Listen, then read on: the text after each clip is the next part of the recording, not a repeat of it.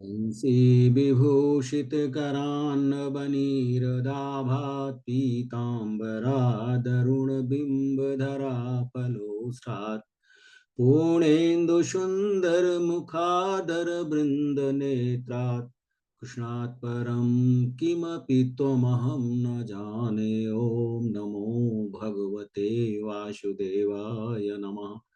ॐ नमो भगवते वासुदेवाय नमः। ॐ नमो भगवते वासुदेवाय नमः। देवों सज्जनों, गोस्वामी तुलसीदास जी महाराज द्वारा विरचित श्री रामचरितमानस के अयोध्या कांड में निहित कतिपय प्रसंग आपके समक्ष प्रस्तुत करने हेतु उपस्थित हूं। मर्यादा पुरुषोत्तम प्रभु श्री राम त्रेता युग में अत्याचार, अनाचार और आतंक के प्रतीक लंकेश रावण, जो राक्षस संस्कृति का पोषक था, उसके समूल नाश के लिए मानव स्वरूप में अवतार लेते हैं।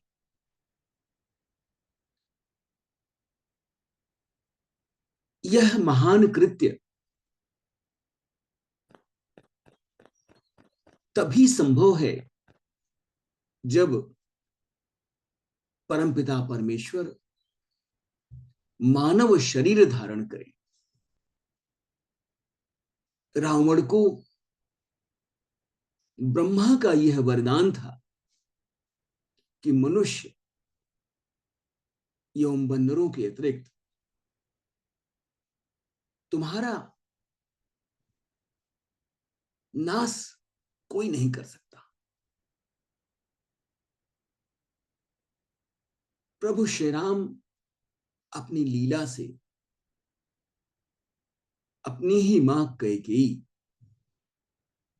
के मुख से महाराज दशरथ के पास धरोहर के रूप में रखे हुए दो वरदान के माध्यम से अपना मार्ग प्रशस्त कर लेते हैं। वह अपने वनगमन की भूमिका अपने परिवार में ही निर्मित कर लेते हैं। वह मायापति है। माया वह ठगनी है जो किसी भी को किसी भी समय अपने बस में करके नचाती है।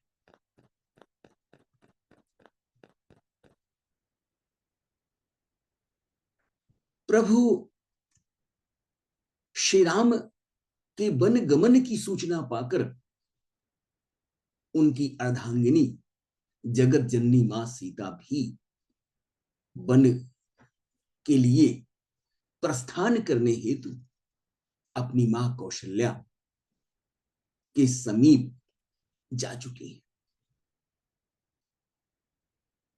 मैं पुनि पुत्र बधू प्रिय पाई, रूप राशि गुणशील सुहाई, नयन पुतरी करी प्रीति बढ़ाई, राख्यूं प्राण जानकी हिलाई। सीता जी श्री राम जी के साथ वन जाने हेतु जिद कर रही हैं। महारानी कौशल्या उन्हें रोकने का यत्न कर रही हैं। वह कहती हैं कि मैंने रूप की राशि, सुंदर गुण शील वाली प्यारी पुत्र वधू पाई है। मैंने इन जानकी जी को आंखों की पुतरी बनाकर इनसे प्रेम बढ़ाया है और अपने प्राण इनमें लगा रखे। कल्प बेली जिमी बहुविधि लाली, सींचि स्नेह सलिल प्रतिपाली, फूलत फलत भयउ विधि बामा, जानी न जाई काह परिणामा। इन्हें कल्पलता के समान मैंने अनेकों प्रकार से, बड़े लाड़ प्यार से, स्नेह रूपी जल से सींच कर पाला है। अब इस लता के फूलने फलने के समय विधाता प्रतिकूल हो गए। कुछ जाना नहीं जाता कि इसका क्या परिणाम होगा। पलंग पीठ तजी गोद हिंडोरा, सियन दीन पगुअवनी कठोरा, जियन मोरी जिम जोगवत रहूं, दीप बाती नहीं टारन कहूं। सीता ने पलंग के ऊपर गोद और हिंडोले को छोड़कर कठोर पृथ्वी पर कभी पैर नहीं रखा है। मैं सदा संजीवनी जड़ी के समान सावधानी पूर्वक इनकी रक्षा करती हूं, इनकी रखवाली करती हूं। कभी दीपक की बत्ती हटाने को भी नहीं कहती।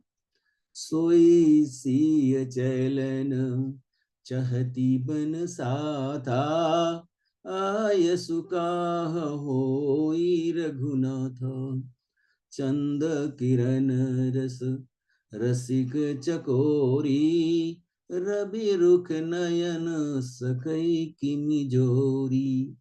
वही सीता, हे राम, वही सीता अब तुम्हारे साथ बन जाना चाहती है। हे रघुनाथ, उसे क्या आज्ञा है।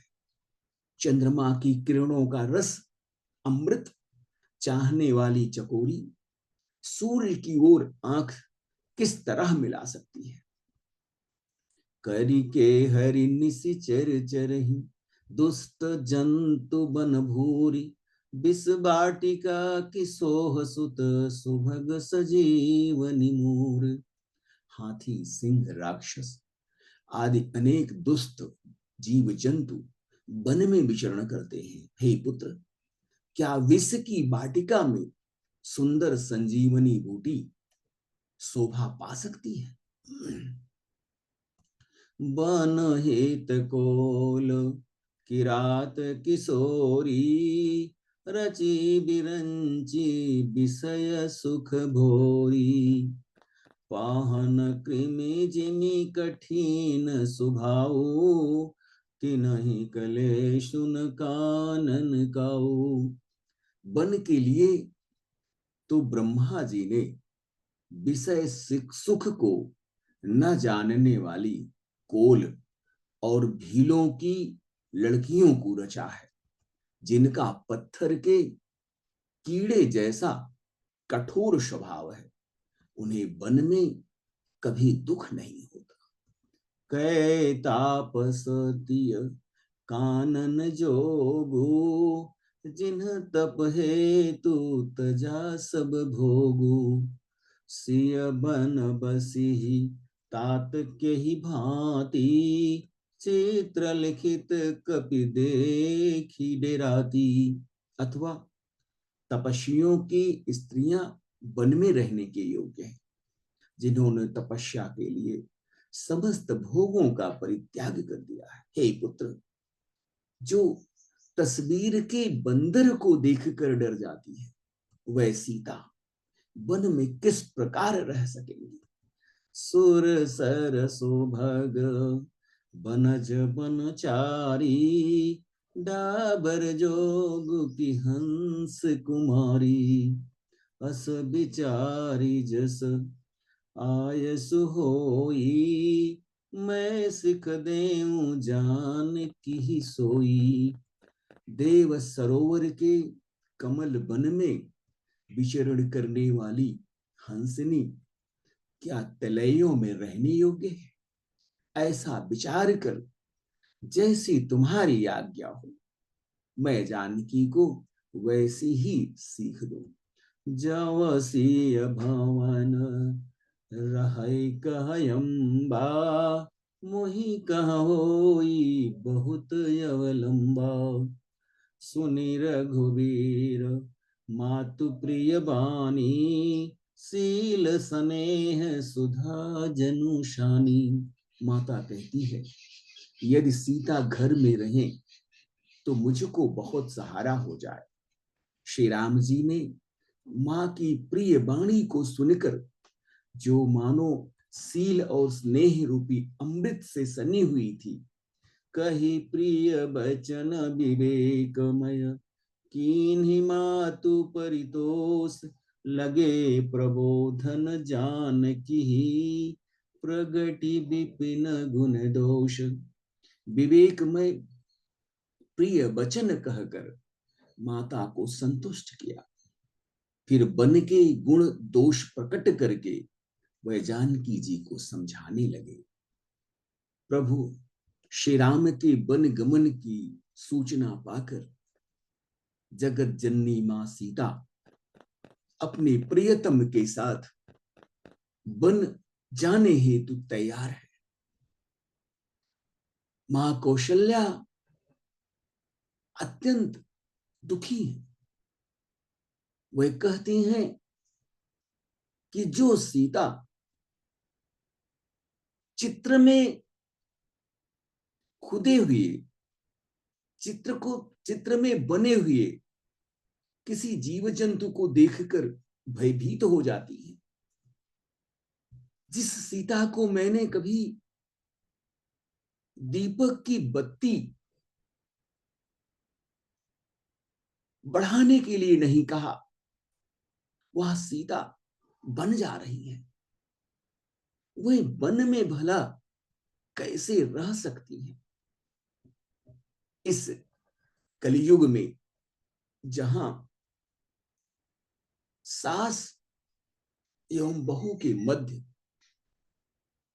प्रायः अंतर्द्वंद दृष्टिगत होते हैं, वहीं कौशल्या और सीता के मध्य संबंध हमें परस्पर स्नेह, माता एवं पुत्री के समान परस्पर स्नेह की शिक्षा भी देते हैं। इस युग में पारिवारिक संबंधों में जिस प्रकार की कटुता का समावेश हो चुका है, वह कहीं न कहीं समाज के लिए, परिवार के लिए घातक है। इसी प्रेरणा से प्रेरित होकर समस्त परिवारों को बहू और बेटी में अंतर न करने की प्रवृत्ति जागृत करनी होगी, तभी परिवार में सुख, शांति एवं समृद्धि का वातावरण बन सकेगा।